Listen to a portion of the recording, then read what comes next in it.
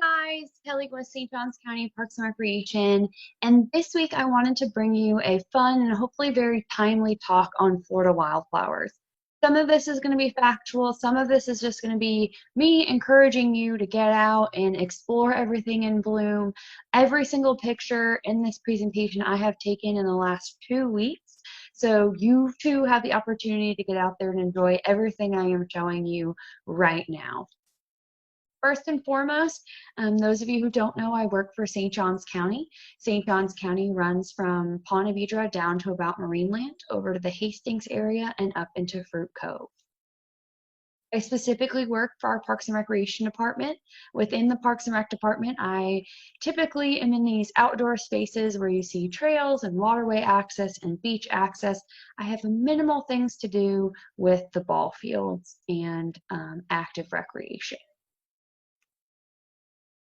Specifically within the Parks and Recreation Department, I am one of your parks naturalists.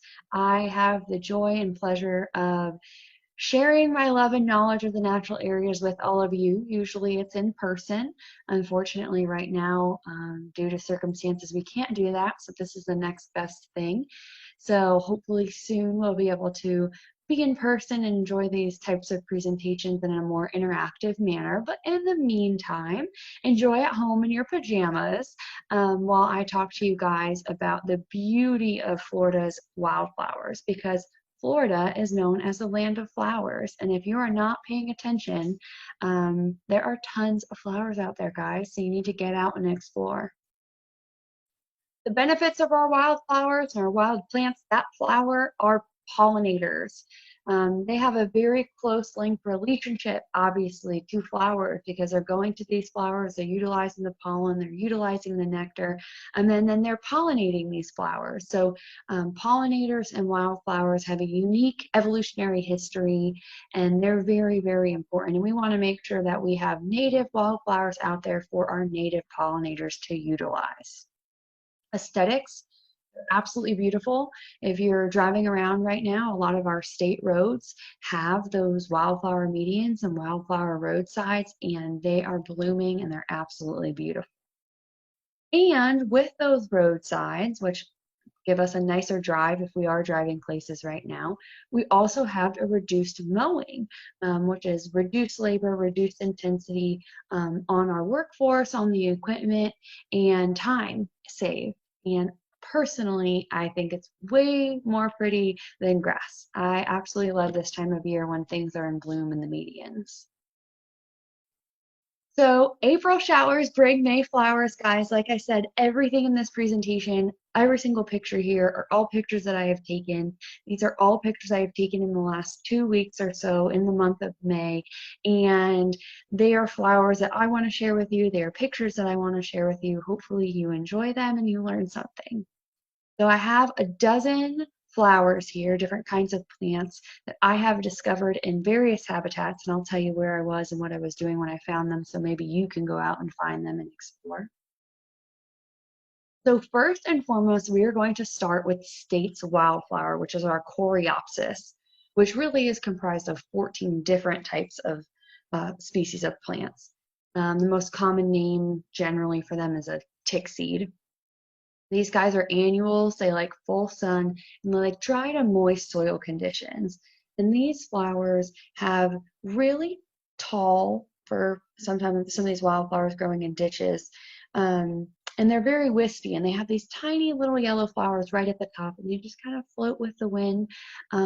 These next couple flowers I'll show you I found right at the ditch along my community here out on a walk one evening, and my what would have been 30-minute walk turned into almost an hour, a little more than an hour, because I just stopped taking pictures of everything that I found, because there were so many pretty things growing right in the ditch along the side of the road.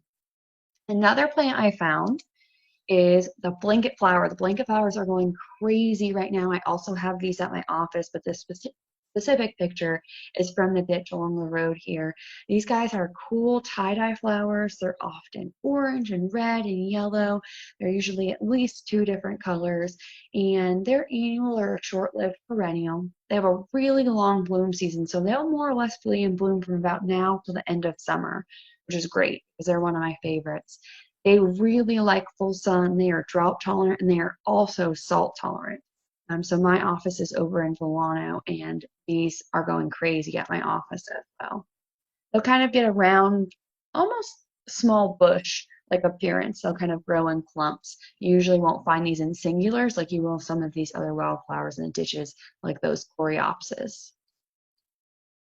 Okay, this is so cool. I literally did not know about this till I took a picture of it while I was walking. This was one of those ones I found in a ditch along the road. This thing is so cool. So it's this tall wildflower, and the whole flower spirals all the way up. And you can follow it and you can see it. I've never seen anything like it. What I was able to find on it is that it's part of the orchid family and it is a perennial plant. So be on the lookout for this one. Not as showy, not as flashy, but when you get up close to it, the detail of that spiraling is really, really neat to see. Rain lilies. They're beautiful. They're my favorite. I actually had an encounter first with these earlier in the year on a property where they do a lot of controlled burns. And after the burn, we got a little bit of rain consistently, and there were lilies everywhere. There were fields of lilies. It was so cool. So these guys, like wetter habitats, they are perennial. They really want partial or full shade. You're not going to find them usually in the full sun. They'll be covered somewhat. But along your roadside ditches and areas that they're not mowing right now, you'll usually find them in singles. You'll see one here, one way further down. You're not going to see them in groupings that you'll see some of these other pairings. And like I said, with the assistance of controlled burns, I have seen these flowers totally explode in some of the areas in which they're found. Orange milkwort. Another one. See, now you guys know why that walk took so long. Because these are all just the best of the pictures I took. There are way more than these. This is orange milkwort. These guys prefer wet habitats. They like that sandy soil, which makes sense. Anything that's going to grow in Florida really is going to like a sandy soil because pretty much all the soils in Florida are sandy. These guys are a biennial, and they're short. They're really tiny. They don't get very tall.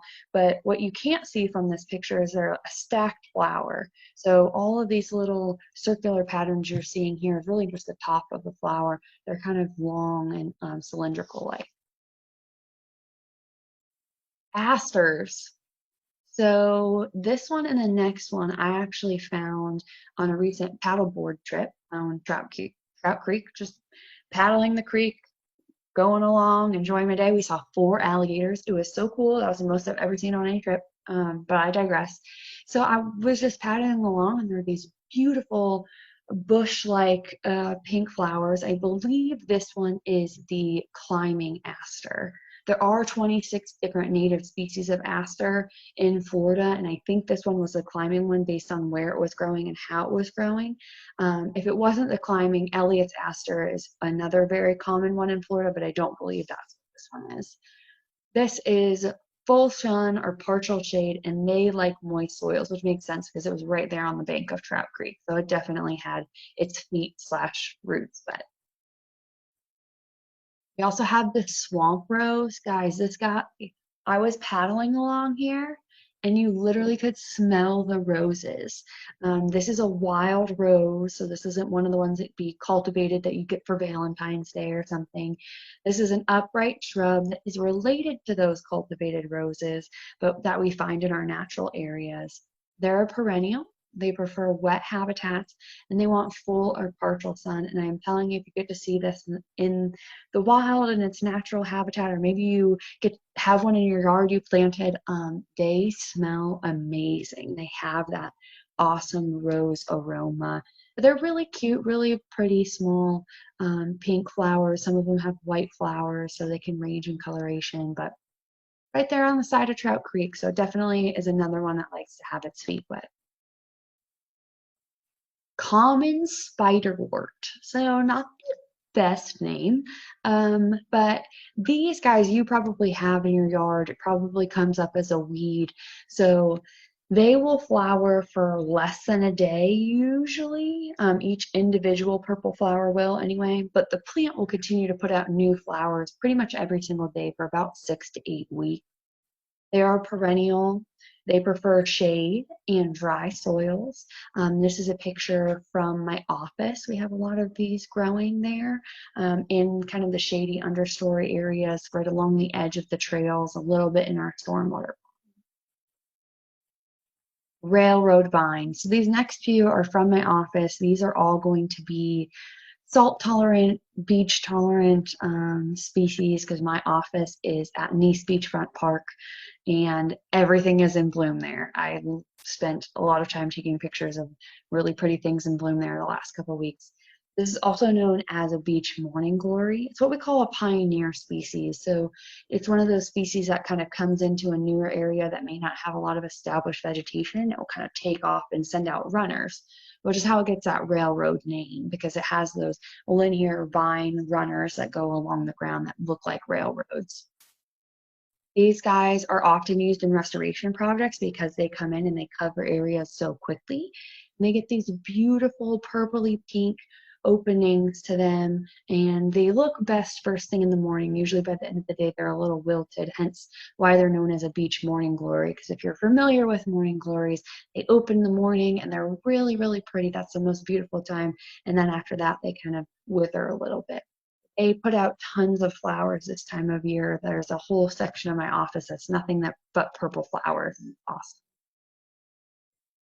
Beach sunflower. So this is something really you see all year round. It's not that it's special and it's in bloom now, but you can still see it. These guys have bright yellow flowers. They are runners. They'll bloom throughout the year, but they're sprawlers. So if you have them in your landscape, you're familiar with them trying to creep out.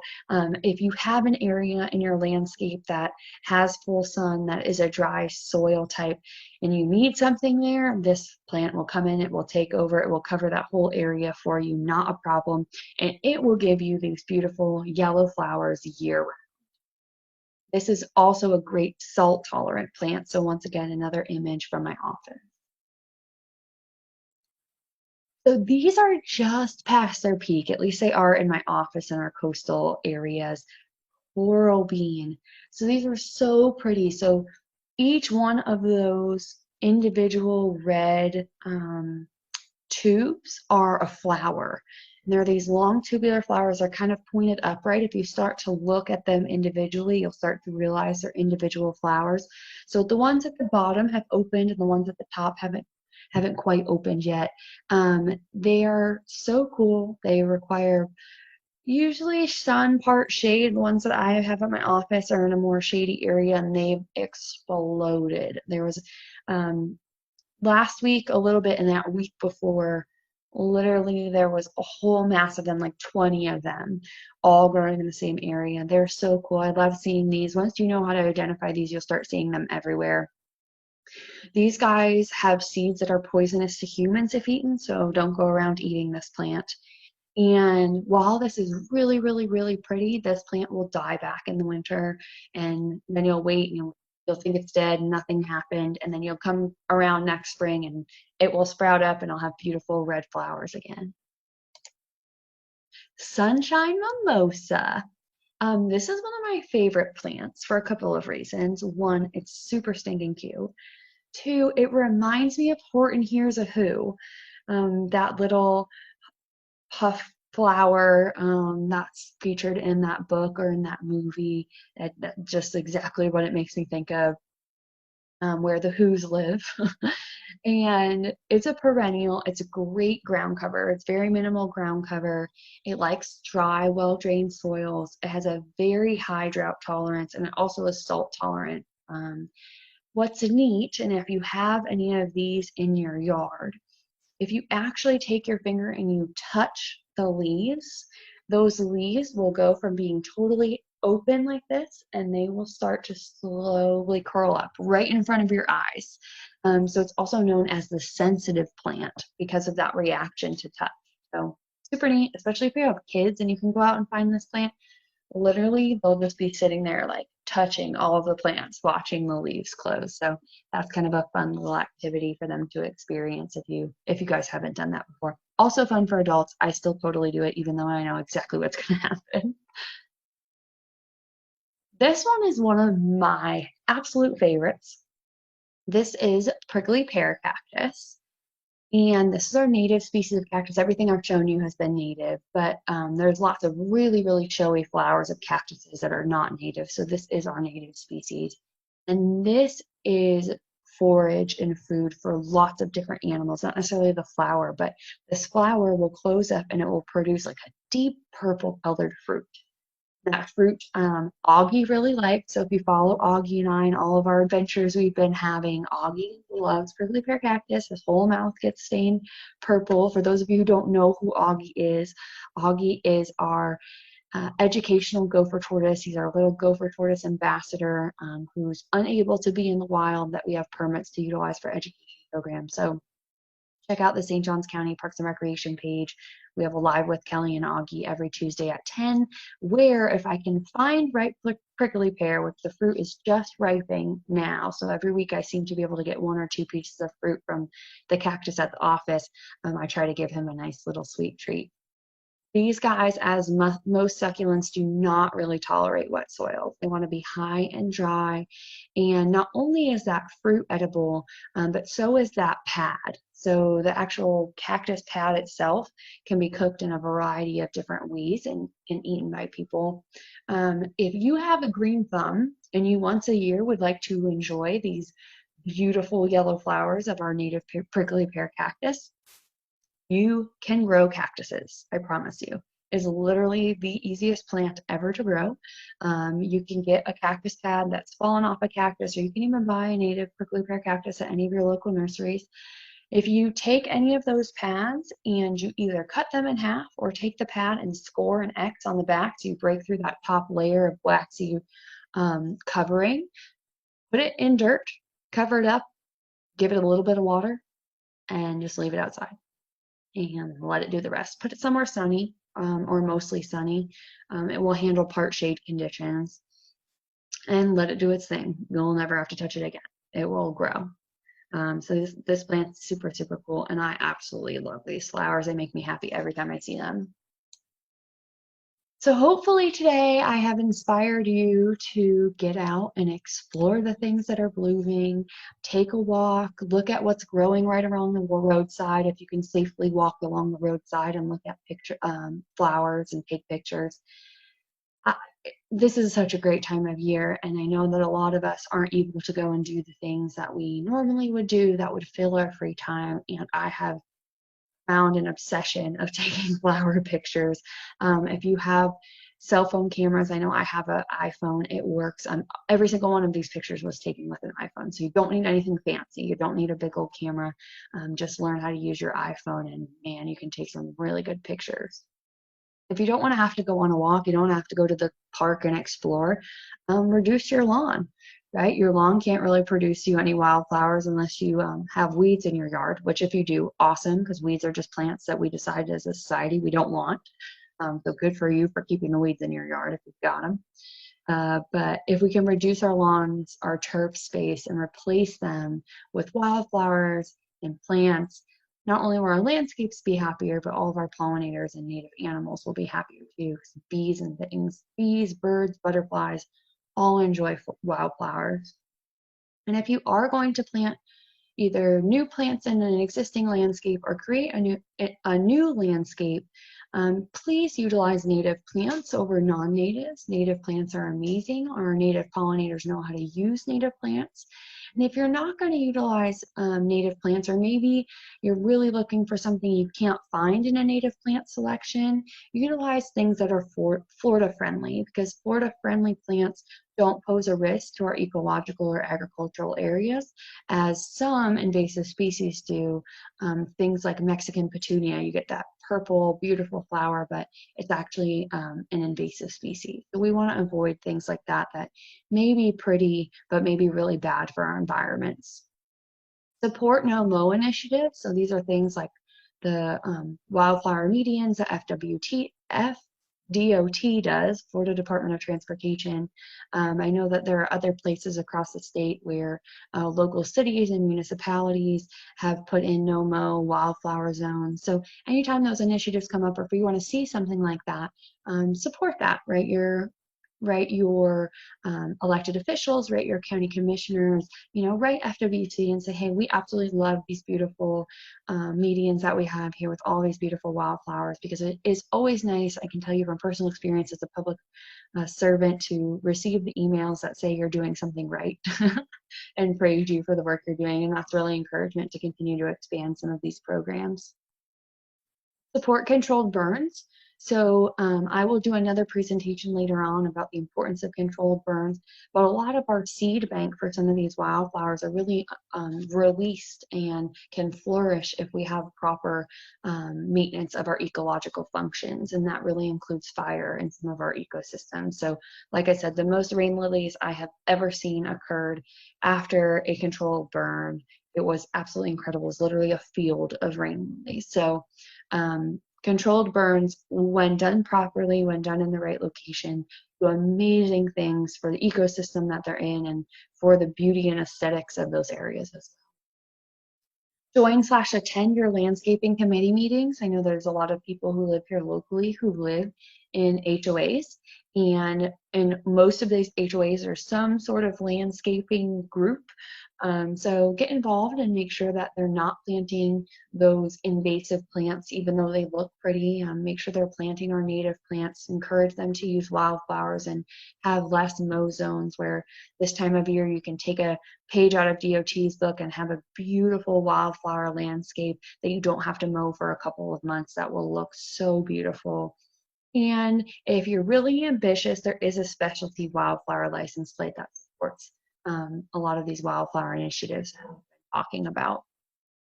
Well, I thank you guys for joining me today. I have enjoyed this. As you hopefully can tell, this is kind of a new passion of mine. And if you get nothing out of this, I hope that I was able to share my energy and my excitement for all of the beauty that's happening here, guys. April showers bring May flowers, and May is an amazing time to get out and explore some of our native plants here that produce amazing flowers that are great to either just go out and enjoy or snap some amazing pictures of. Thank you for joining me, and I'll see you guys next week. Bye.